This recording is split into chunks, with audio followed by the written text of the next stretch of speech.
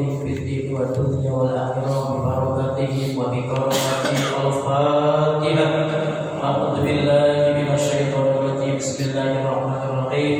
الحمد لله رب العالمين الرحمن الرحيم مالك يوم الدين إياك نعبد وإياك نستعين اهدنا الصراط المستقيم صراط الذين أنعمت عليهم غير المغضوب عليهم ولا الضالين. رب اغفر لنا ولوالدينا آمين. بسم الله الرحمن الرحيم.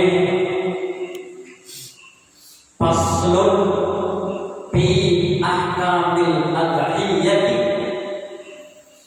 Pada pasal ini akan menjelaskan beberapa hukum yang ada keterkaitannya dengan ibadah kurban. Sebenarnya permulaan mukadimah pengajian kita ini aku mengawali dari pertama, tapi insya Allah kita mulai dari pertama, tapi baca langsung tentang masalah babnya bab kurban. Kenapa?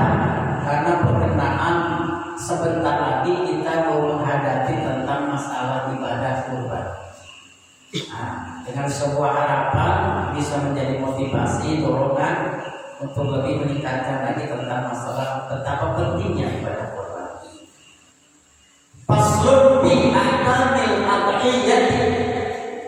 Pada pasal ini akan menjelaskan tentang hukum-hukum kurban. Di sini bahasanya bidul hamzati bil asyhar. Jadi ada yang menyebutkan ada adhiyah, ada udhiyah. Udhiyah itu artinya apa? Hewan kurban. Ada mudhoh, ada mudih. Kalau mudhoh yang dikorbankan, kalau mudih yang berkorban. Bidul hamzati bil asyhar, mengungkapkan menyebutkan kalimat udhiyah lebih masyhur ketimbang adhiyah. Ini pendapat ulama. Ini kan urusannya dengan masalah harokat. Urusannya kalau harokat mau dibaca udhiyah, mau dibaca adhiyah, itu urusannya nahwu. Tapi kalau istilahnya urusannya huruf, itu sorof. Ya tergantung lah. Dengan catatan sesuai dengan kaidah.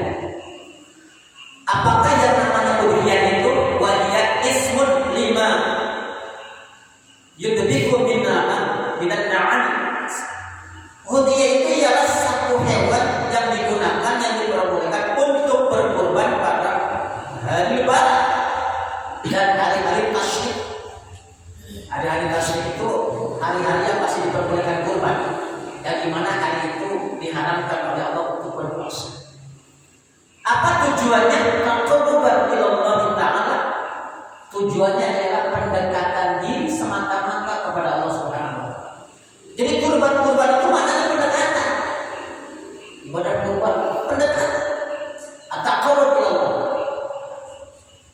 Artinya pendekatan melalui ibadah kurban, melalui memotong kambing, memotong hewan yang diperbolehkan oleh hukum syara. Tujuannya apa? Sebagai bentuk rasa cinta kita kepada Allah Subhanahu wa taala. Sudah maklum minal maqal bahwa syariat ibadah kurban itu kan bermula daripada Nabi Ibrahim alaihissalam. Nabi Ibrahim ini salah seorang nabi, seorang rasul yang disebut juga dengan Abul Anbiya wal Mursalin, leluhurnya para nabi dan leluhurnya para rasul. Doanya Nabi Adam, doanya Nabi Ibrahim ketika dia berdoa, Nabi Ibrahim misalnya, ya Allah, jadikanlah seluruh keturunan-keturunan orang yang soleh nabi. Sampai dalam riwayat, ini riwayat, saking hebatnya doanya Nabi Ibrahim, cacat, taubatnya pelacur saja. Ini ceritanya pelacur taubat, dosanya diampuni, menikah, mempunyai anak 7, walaupun dia istilahnya anak pelacur, jadi nabi semua. tahu ceritanya sebentar saja ceritanya. Dulu zaman gadis lagi, ada seorang apa tuh namanya wanita belia, paham yang punya uang 500.000 boleh masuk. Tempat kayak gitu lah. Satu hari lewat santri lewat. Ya, santri juga kan manusia. Kita pengen ayo pas dia sudah datang, sudah bayar, istilahnya uang bekal buat mondok akhirnya membawa ke sana. Ini cerita. Pas begitu masuk kamar, ini santri rasa takut kepada Allah membuat darahnya mendidih, gemetar. Bisa jadi santri ini karena baru ketemu sama perempuan, ada bagi bapak yang jelas rasa takut, sehingga ketika didekati saja ini langsung getar. Apa getar? Yang terbayang dalam kelopak matanya apa? Nafsunya ditundukkan oleh imannya. Kamu itu santri loh, tahajudmu kuat, Quranmu fasih, puasamu hebat, maksiatmu terjaga. Masa hanya dengan segini saja imanmu tergelincir? Rasa takut kepada Allah semakin menbius, semakin kacau. Ketika didekati oleh si wanita ini, apa si laki-laki santri ini bilangnya? Sekarang begini saja ya. Ketika dilihat sama si perempuan itu gemetar, kok kamu gemetar? Kamu baru kali lah ketemu sama perempuan. Iya, maksud santri masih bisa. Sekarang begini saja, saya tak bisa melakukan ini. Saya melakukan seperti ini sama sekali tidak bisa. Sesuatu yang saya berikan kepada halal semua. Pada si santri halal semua dikasih. Habis itu terus bagaimana saya? Ya terserah katanya. Yang penting tolong minta saja. Satu saja. Izinkan saya keluar dari rumah itu. Habis itu, oke. Tapi saya minta syarat. Apa syaratnya? Sebutkan alamatmu. Bila perlu, kalau ada kamu minta nomornya. Saya nggak punya. Kalau alamat boleh lah. Kasih alamatnya. Nah, selesai aku ngasih santri. Ceritanya nggak jadi lah. Membeli si perempuan gak jadi. Sepanjang perjalanan si santri ini berpikir, ya Allah, terima kasih atas segala hidayah. Hampir saya terhenti, menangis berhurai air mata penyesalan penuh, teramat luar biasa si santri. Ceritakan santri pulang ke rumahnya habis pulang mondok, ceritakan si perempuan yang yang belian dalam berpikirnya, ya Allah, kenapa si santri, si anak itu begitu, apa sih orang itu begitu sangat luar biasa takut kepada Allah. Padahal Tuhan yang dia sembah sama dengan saya, Tuhan yang dia yakini sama dengan saya. Sementara saya puluhan tahun bermaksiat kepada Allah. Kan itu tidak ada satu yang saya takut saya kepada Allah, ya kan? Mulai saat ini saya berjanji, jadi kata si pelajar ini berhenti untuk melakukan perbuatan yang seperti itu. Akhirnya si perempuan itu menutup kegiatan. Tes sudah tidak ada lagi. Nah si perempuan itu mencari-cari si apa tuh, karena sudah dikasih alamat, nyari berbulan-bulan, akhirnya ketemu dengan si perempuan. Pas ketemu dengan si perempuan itu, apa? Dia dicari mana alamatnya. Baru ketemu alamatnya jelas. Ayo pas itu ketemu dengan si laki-laki tutup pintunya, ya kan? Tok ketemu. Assalamualaikum, pas begitu si laki-laki itu menjumpai si perempuan itu, mendadak langsung tertunduk, terbayang ketika dia akan mau melakukan si perempuan itu, saking tertunduk, saking malunya, ya kan, saking takutnya, membuat si laki-laki itu nyawanya terlepas, pingsan, langsung mati. Saking takutnya, takut terjepit. Akhirnya si perempuan itu menangis. Saya datang ke sini katanya kan sebenarnya pengen bertobat kepada Allah, pengen dapat orang yang ngerti tentang ilmu agama. Oh pokoknya dan lain sebagainya dan sebagainya. Selesai sudah. Si laki-laki ini meninggal dikuburkan, dimakamkan. Si perempuan itu masih menangis. Kepada siapa saya tanya?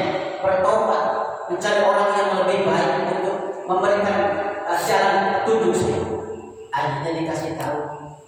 Oh jadi begitu ya dia. Ya udah, si orang ini katanya punya adik soleh juga begitu.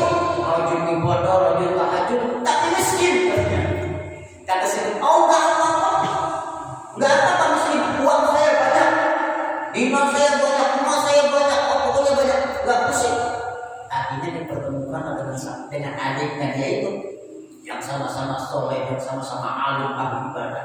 Akhirnya menikah dengan si laki-laki. Karena si perempuan itu benar-benar tobatnya benar. Akhirnya min sulbiha, dari perutnya laki-laki 7 laki-laki kemudian dijadikan oleh Allah sebagai nabi daripada Allah Subhanahu. Itulah kehebatannya Nabi Ibrahim alaihissalam, keturunannya. Makanya dalam sholat, kenapa dalam sholat Allahumma sholli ala sayyidina Muhammad wa ala ali sayyidina Muhammad kama shallaita ala sayyidina Ibrahim. Nabi banyak. Kenapa enggak kama shallaita ala Nabi Musa, kama shallaita Nabi Nuh, yang banyak. Kama shallaita Nabi Nabi Dah. Ini sebagai bentuk keluhuran, kemuliaan, kehebatan, keimanan, kemuliaan daripada baginda Nabi besar Ibrahim alaihissalam. Sehingga benar-benarnya Khalilullah, kekasih Allah. Keimanannya sudah benar-benar Nabi Ibrahim. Ketika lagi dibakar Nabi Ibrahim, lagi bakar Nabi Ibrahim. Ketika datang malaikat Jibril, Ibrahim akan saya tolong kamu. Apa Nabi Ibrahim? Enggak perlu Jibril, saya enggak perlu bantuan. Kenapa? Allah pasti tolong saya. Ditolong Jibril saja, Ibrahim enggak mau baiknya. Tapi sudah dibantu. Saking ketergantungan kepada Allah, saking sangat maglumnya Nabi Ibrahim, sehingga menjadi sebuah istilahnya itu ikon dalam bahasa Arab untuk para nabi. Sebagai imamnya bahasa adalah Nabi Ibrahim. Sehingga ketika ditanyakan, sahabat bertanya kepada baginda Nabi, ya Rasul, yang namanya Nabi Ibrahim itu sangat luar biasa. Kayak apa sih Nabi Ibrahim itu? Apa jawab Rasul? Nabi Ibrahim itu ka'ashabina. Maknanya apa? Itulah yang kata Nabi Ibrahim itu ka'ashabina, seperti sahabat. Maksudnya enggak? Maksudnya Nabi Ibrahim itu bentuknya, parasnya mirip dengan Rasulullah Sallallahu Alaihi Wasallam, seperti di belah dua Nabi Ibrahim. Sangat luar biasa. Sehingga Nabi Ibrahim di depan Allah, di hadapan Allah, di hadapan manusia sangat luar biasa. Dikaruniai Allah kekayaan yang sangat luar biasa, sampai sangat luar biasa. Jadi setiap tahun itu korban sapinya itu korbannya itu sampai 300 sampai 400 sapinya, kambingnya 1000, dombanya 1000. Nabi Ibrahim kekayaannya luar biasa. Sehingga coba bayangin ya, anjing sebagai penjaga ternaknya Nabi Ibrahim, anjingnya nih, anjing penjaga. Bayangin, ada 12.000 anjing, itu yang jaga. Bagaimana yang dijaganya? Maka mungkin ya kambingnya 30, yang jaganya ada 300. Berarti kambingnya ternyata kan lebih banyak. Bayangin coba, anjing menjaga ternaknya Nabi Ibrahim ada 12.000. Bapak punya satpam 37, punya satpam penjaga kekayaan bapak-bapak ada berapa? Ada 12.000. Yang dijaganya berarti lebih banyak. Masya Allah kekayaan. Setiap anjing setiap anjing dikasih gelang emas, dikasih kalung emas, dikasih bingkel emas semuanya, bukan emas kaleng-kaleng, emas murni, emas sejati kan gitu. Habis itu ditanya sama orang, Ibrahim, kok kenapa sih anjingmu kok dikasih kalung semua kalung emas 12.000 kan? 12.000 anjing dikasih kalung yang emas. Apa dia? Emas itu najis, ya kan? Sehingga saking supaya orang nggak suka sama emas, untuk saya emas itu diletakkan di tempat yang najis, supaya yang diistimewakan dalam dunia ini saya datang dalam anjing. Ya, Masya Allah. Ya, makanya kan ketika Nabi Ibrahim menikah sama Siti Hajar, ya, kan sebenarnya pernikahan Siti Hajar dengan Nabi Ibrahim itu direstui oleh Siti Sarah. Yang namanya dimandung tetap aja bikin membakar hati. Sementara Siti Sarah itu kan awalnya seorang pelayan, ya, bahasa kita pembantu lah bahasa pelayan.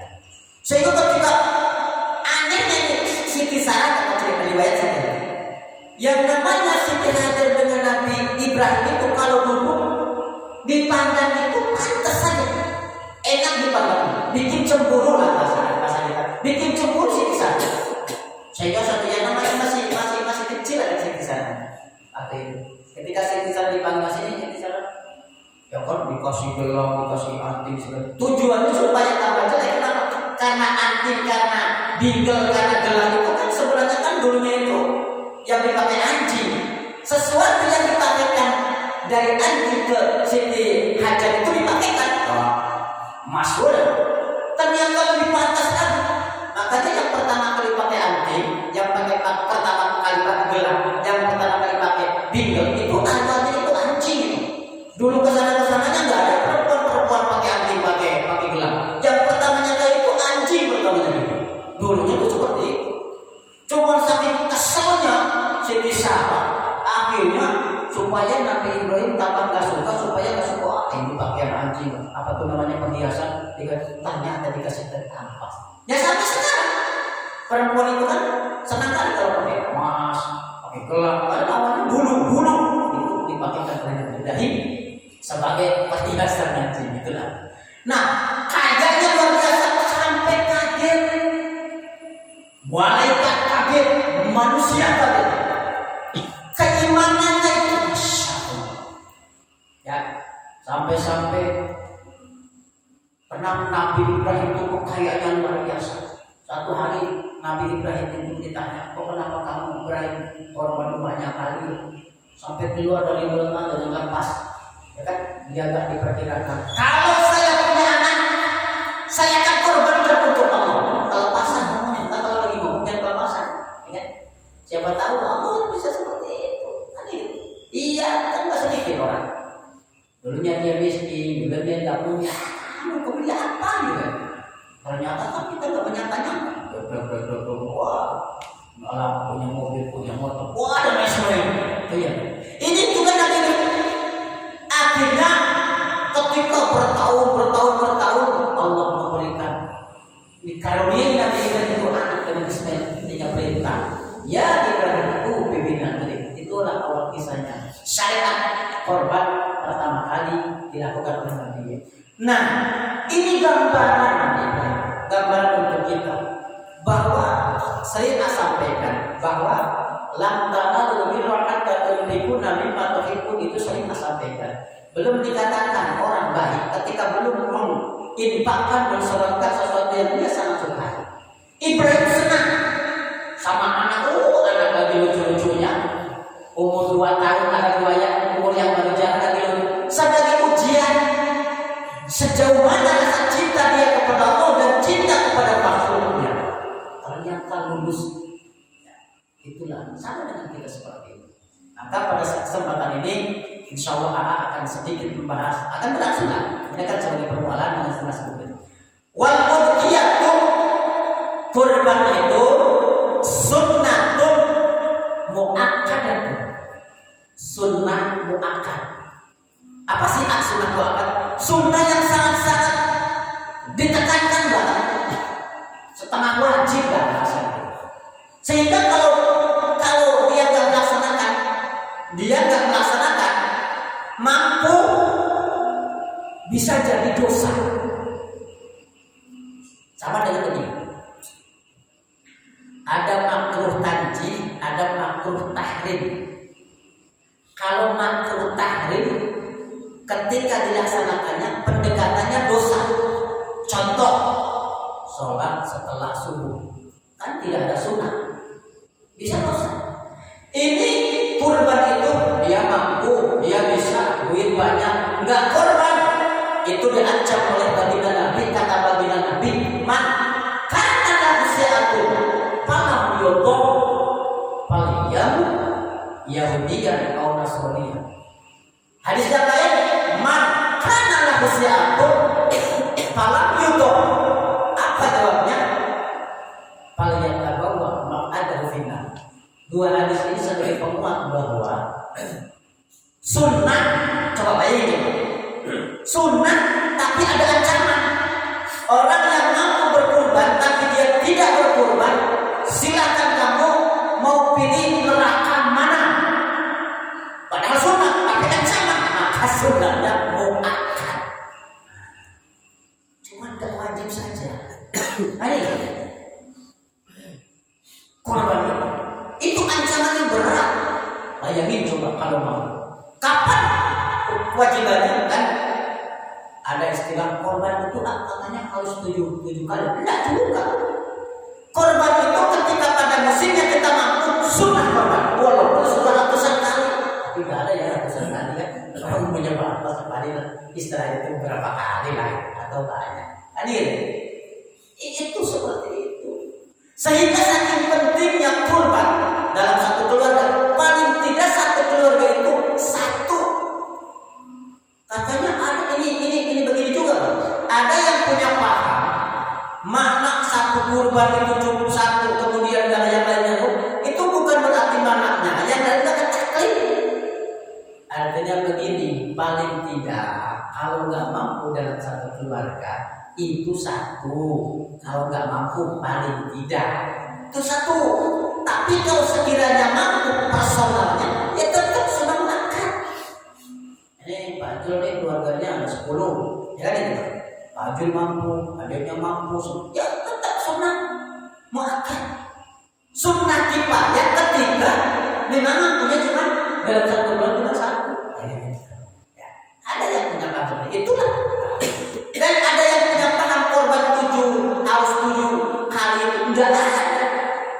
Selama musim kurban datang, selama di situ mampu, di situ pula sunnah hukum akan terus berjalan. Dan itulah ancaman daripada Allah Subhanahu wa taala. Ancaman Nabi, man kana nafsiyatul falaq yudum insya'a Yahudiyan aw Nasraniyan. Silakan kamu pilih matinya, mau dengan Yahudi atau dengan Nasrani. Nah, begitu. Wala tajibu al-udhiyah illa bil nadri. Tidak wajib kurban kecuali nadar. Artinya, walaupun ada ancaman, walaupun ada tekanan, bahasa kita tekanan, pengharusan bagi yang mampu, tapi tetap hukumnya sunnah dan tidak wajib kecuali nadar. Punya penyakit susah kali sembuhnya. Andai kata saya sembuh penyakit, saya mau potong kurban. Nah, di situ wajib. Tapi jangan kebablasan. Ini cerita tapi gambaran bagi kita. Ini cerita contoh bagi kita. Satu contoh. Saya punya tetangga. Ini bukan cerita kalian serius. Saya punya tetangga, saudara. Ibaratnya satu nenek sama dia.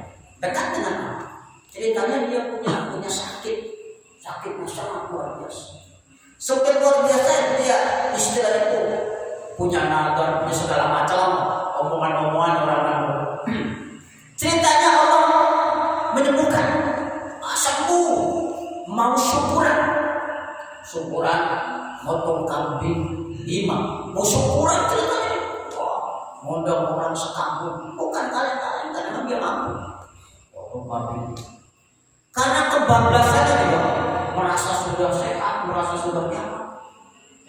Bikin ingkung bekakak ayam, makan bekakak ayam, ayamnya ayam negeri, bukan ayam kampung, ayam negeri kan. Saking dia merasa enak, merasa nyaman semua, satu itu habis dia. Setelah makan itu, penyakitnya kumat. Ya Allah, ya mungkin sudah gagal. Penyakitnya kumat dibawa ke rumah sakit. Ternyata penyakit komplikasinya kambuh. Akhirnya dia tidak tertolong dan dinyatakan dia meninggal. Dinyatakan dia meninggal, padahal nanti malamnya udah mau bikin acara syukuran. Ya otomatis lah pengurusan dan sebagainya yang tadinya menjadi syukuran menjadi doa buat si mani. Apa? Itu kan pelajaran bagi kita. Pelajaran apa? Pertama, sesenang-senangnya kita jangan berlebihan. Itu maknanya seperti itu, ya kan? Karena kata dokter ini efek terlalu makan. Ya tahu sendiri kan, ayam-ayam sekarang. Ya, ini faktornya persoalannya karena berlebihannya gitu. Ini kan contoh peringatan bagi kita. Ketika kita sedih ya sederhana, ketika kita merasa sengsara ya sederhana. Ya kan? Apa sih dalam hidup ini? Kesedihan tidak akan selamanya, kok kebahagiaan juga tidak akan selamanya. Tapi kita hadapi dengan rileks saja. Ya kasih macam contoh. Tadi contoh bagi kita seperti itu. Yaudah, potong kamu ceritanya mau syukuran karena sembuh dari penyakitnya, akhirnya Allah berkehendak. Nah itulah. Nah kalau nadar ini maka wajib hukumnya. Saya nggak punya anak-anak laki-laki, anaknya perempuan. Andai kata saya punya anak ini laki-laki, saya akan bertobat. Wajib tuh. Wajib untuk dilaksanakan. Selebihnya itu hukumnya sunnah. Jadi kesimpulannya pada pagi ini, kurban hukumnya sunnah muakkad. Ya kan? Bagi yang mampu ada ancaman dari Allah. Man kana lahu si'atun falam yudur falam yataqawwa ada benar. Barang siapa yang mampu berkurban tapi tidak berkurban, silakan mau pilih mati gaya apa? Mau pilih neraka mana? Maka orang tersebut diancam oleh Allah Subhanahu wa taala, diancam oleh Rasulullah sallallahu alaihi wasallam. Wajib bihim, dan diperbolehkan dalam kurban itu bila ajibu binabdhi. Insyaallah pada pertemuan akan datang kita bermula kajian ini keterkaitannya dengan kurban. Ya, keterkaitannya dengan kurban supaya apa? Pertama supaya paham sejauh mana kemampuan untuk berkurban, terus yang bagaimana keistimewaan, yang bagaimana yang bentuk. Insyaallah pertemuan akan datang kita akan lanjut menyambung bikin perihal hubungannya, keterkaitannya, ta'alluqnya dengan ibadah kurban. Hanya ini yang bisa saya sampaikan. Terima kasih atas segala perhatian. Mudah-mudahan apa yang disampaikan menjadi sebuah dorongan, menjadi motivasi kita terus untuk melaksanakan segala macam aktivitas ibadah kita, baik salat berjamaah apalagi kurban yang untuk ke depan. Wallahul